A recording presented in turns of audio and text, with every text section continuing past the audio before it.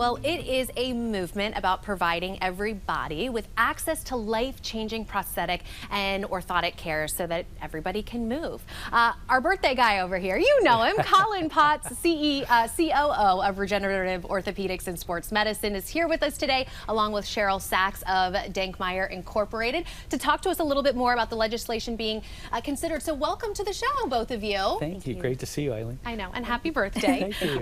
What better way to celebrate than with Good Morning Washington, and sharing something that's really important, I know, to both of you.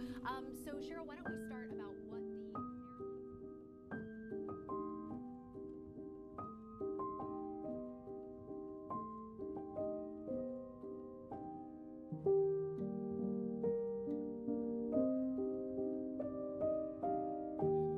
The surgeon comes in with an entourage, and he had looked at the MRI and took off my boot and looked at everything, and my foot was huge. And he just looked at me right away and he said, amputation. And so I was just in a fog, and I remember going downstairs and sitting outside in the park again, and I called my wife Ann, and I'm like, Ann, it's not good news, it's amputation.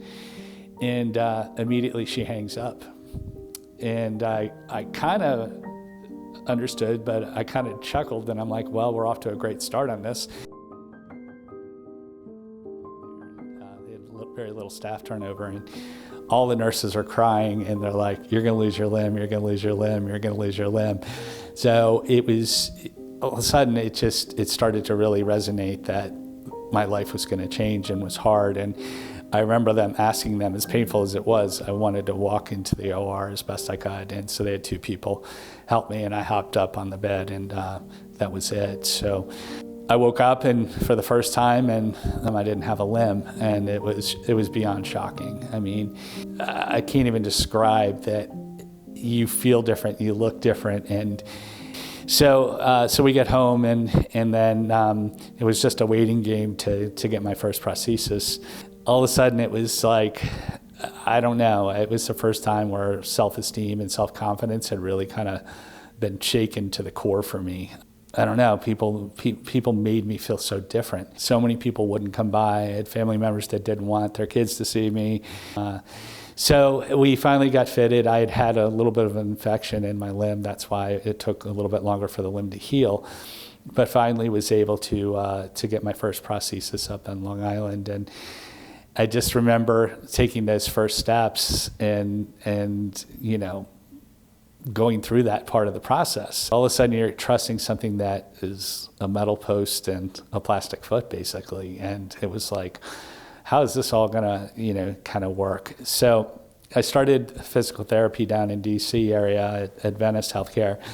And, slowly, the hardest part of the journey is first year is really hard as an amputee. Your limb is very swollen.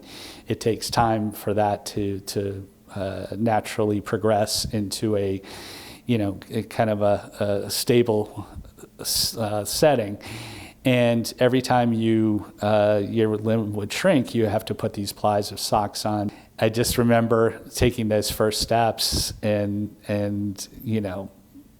going through that part of the process. And HSS, I was able to move well on crutches, and I was able to do all that well. But all of a sudden, you're trusting something that is a metal post and a plastic foot, basically. The negativity that had been around me was just at a fever pitch. And so, again, very isolated life with Ann, and didn't want to see a lot of people. But I think I finally learned at that lesson that, I made a lot of new friends in PT, and there was other amputees or stroke patients, and all of a sudden became friends with them. And you're like, okay, well, this is the way my life's going to be, and I'm going to move it forward.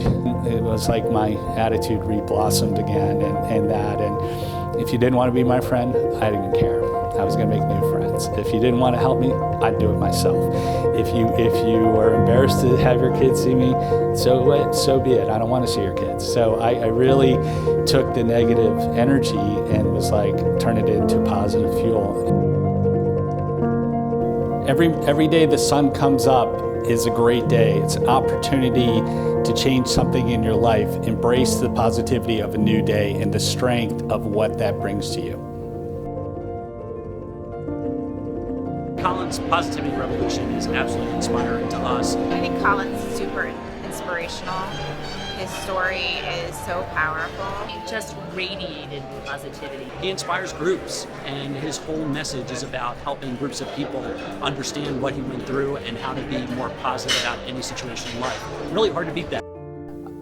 For everyone who's out there, the most important thing is that you believe in yourself and you adopt a positive mindset.